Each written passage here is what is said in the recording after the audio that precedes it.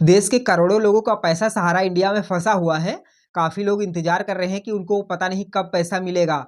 कई लोग तो उम्मीद भी छोड़ चुके हैं कि उनको पैसा मिलेगा भी या नहीं मिलेगा, शायद ना मिले। लेकिन मैं आपको बता दूं कि आपको उम्मीद नहीं छोड़नी है, क्योंकि सहारा इंडिया का पैसा मिल भी रहा है। कई लोगों को मिला है, यहाँ तक कि मुझे खुद भी मिल चुका है। तो इसलिए आपको उम्मीद नहीं छोड़नी है। और अगर आपका पैसा जमा है तो उसके लिए आपको कुछ स्टेप्स को फॉलो करना पड़ेगा। उसके बाद में आपको आपका पैसा मिल जाएगा। हालाँकि कई लोगों ने 2-3 साल पहले आवेदन किया है, लेकिन फिर भी उनको पैसा नहीं मिला है। तो जी हाँ, ऐसा हुआ है, बहुत से लोगों के साथ में हुआ है।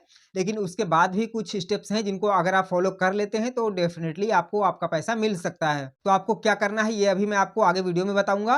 पर वीडियो शुरू करने से पहले अगर आप चैनल पर नए हैं तो चैनल को सब्सक्राइब करके बेल आइकन को ऑल पर सेट करके ज़रूर रखिएगा। तो देखिए, करोड़ों लोग ऐसे हैं जिनका पैसा तो जमा है, लेकिन उनको मिला नहीं है अभी तक। और काफ़ी लोग हैं जिन्होंने आवेदन भी कर दिया है, क्योंकि करीब 2-3 साल पहले सरकार की तरफ से एक पोर्टल जारी किया गया था, सीआरसीएस सहारा रिफंड पोर्टल, जहाँ पर आवेदन माँगे गए थे कि आप आवेदन करिए, आपको पैसे मिल जाएँगे। और वहाँ पर करोड़ों लोगों ने आवेदन किया है, लेकिन फिर भी पैसे जो है बहुत कम लोगों को मिले हैं। अधिकतर लोगों का आवेदन जो हुआ था वो रिजेक्ट हो गया था।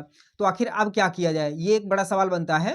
तो आज मैं आपको उसी का सॉल्यूशन बताने जा रहा हूँ। अगर आपका आवेदन रिजेक्ट हो गया है, हालाँकि पोर्टल पर आप अपना स्टेटस चेक कर सकते हैं। कैसे करेंगे? ये सारे वीडियोज़ मैंने बनाए हुए हैं, आप देख सकते हैं। तो आपको सहारा रिफंड पोर्टल पर जाना है, अपना स्टेटस चेक करना है, अगर वो रिजेक्ट हो गया है। वैसे अगर पैसा नहीं मिला है तो सीधा-सा मतलब है कि आपका आवेदन रिजेक्ट हो ही गया है। रिजेक्ट होने के बाद में अब आपको दोबारा से आवेदन करना पड़ेगा, क्योंकि एक नया पोर्टल भी उसके बाद में लॉन्च हुआ था, रीसबमिशन पोर्टल। तो दोबारा से आपको रीसबमिशन पोर्टल पर अपना आवेदन करना होगा। और उसके बाद में आपको अधिकतर चांस होता है कि पैसा मिल जाता है, क्योंकि पहली बार में जिस वजह से आपका पैसा नहीं मिला है, आवेदन रिजेक्ट हुआ है, उसमें आपको सुधार करना पड़ेगा। अब आप कहेंगे सुधार कैसे करेंगे? तो उसकी भी सुविधा आपको मिली हुई है। देखिए, अगर आपका रिजेक्ट हो गया है तो अधिकतर लोगों का कारण जो बताया गया था वो ये था कि आप इसके सदस्य ही नहीं है, इस वजह से रिजेक्ट हो गया। तो इसका सॉल्यूशन ये है कि आपको अपने नज़दीकी जो सहारा का ऑफ़िस होगा, जहाँ पर भी रहा होगा, वहाँ पर आपको जाना पड़ेगा।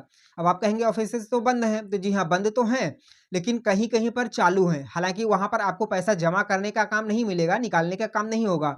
लेकिन हाँ, ऑफ़िस जो वहाँ के मैनेजर लोग होते हैं, 2-4 लोग वहाँ पर बैठते हैं और वहाँ पर आपकी केवाईसी की जाती है। और जो मास्टर फ़ॉर्म होता है वो भरा जाता है, यानी कि जो रिजेक्ट किया गया था जिस आधार पर, उसका जो है सुधार किया जाता है। अगर जो बताया गया था रीज़न में कि आप इसके सदस्य नहीं हैं, तो वहाँ पर आपका मास्टर फ़ॉर्म भरा जाता है, केवाईसी की जाती है और उसके बाद में फिर 15-20 दिन में आपका जो है ये एक्सेप्ट हो जाता है। उसके बाद फिर से आपको रीसबमिट करना होता है और उसके बाद में करीब 1.5 से 2 महीने में, 3 महीने में आपको पैसा मिल जाता है।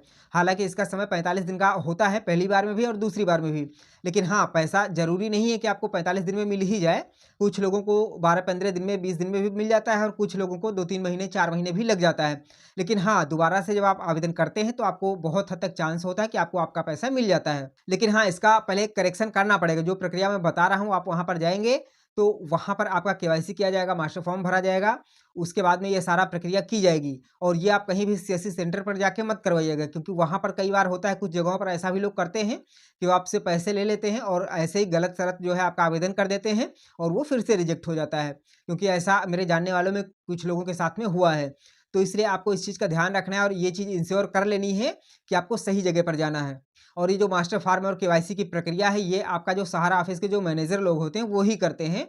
तो इसलिए आपको उन्हीं से संपर्क करना पड़ेगा और इस प्रक्रिया को अगर आप कंप्लीट कर लेते हैं, तो फिर आपको बहुत हद तक चांस है कि आपको पैसा मिल जाएगा। क्योंकि खुद मुझे भी पैसा मिल चुका है। लेकिन हाँ, एक चीज़ आप जान लीजिए कि आपको जो ब्याज है, वो नहीं मिलेगा। बस आपने जितना पैसा जमा किया हुआ है, सिर्फ़ उतना मिलेगा और अधिकतम 50,000 तक ही अभी मिल रहा है। अगर इससे ज़्यादा होगा तो आपको नहीं मिलेगा। यानी कि अगर आपका 80,000 होगा तो 50,000 मिल जाएगा, 30,000 रुक जाएगा। अगर 1 लाख होगा तो 50,000 मिलेगा, 50,000 रुक जाएगा। और लेकिन अगर 50,000 से कम है या फिर 50,000 तक है तो आपको पूरा पैसा एक बार में ही मिल जाएगा। मगर हाँ, ब्याज आपको नहीं मिल रहा है, इस चीज़ का आपको ध्यान रखना है। वो आगे मिलेगा या नहीं मिलेगा, ये बाद की बात है, अभी उसकी कोई भी जानकारी, कोई भी अपडेट नहीं है। और आवेदन जो हो रहे हैं, जो रिसबमिट हो रहा है, वो सिर्फ़ उन्हीं लोगों का हो रहा है जिनकी मैच्योरिटी पूरी हो चुकी है और मैच्योरिटी डेट जो है वो 31 मार्च 2023 है। 31 मार्च 2023 तक अगर आपकी मैच्योरिटी पूरी हो चुकी है तो आप रिसबमिशन करेंगे तो आपको आपका पैसा मिल जाएगा। लेकिन अगर इसके बाद में पूरा हुआ होगा तो फिर आपको अभी नहीं मिलेगा, अभी और इंतज़ार करना पड़ेगा। तो इस प्रकार से कुछ कंडीशंस के साथ में आपको आपका पैसा मिल रहा है।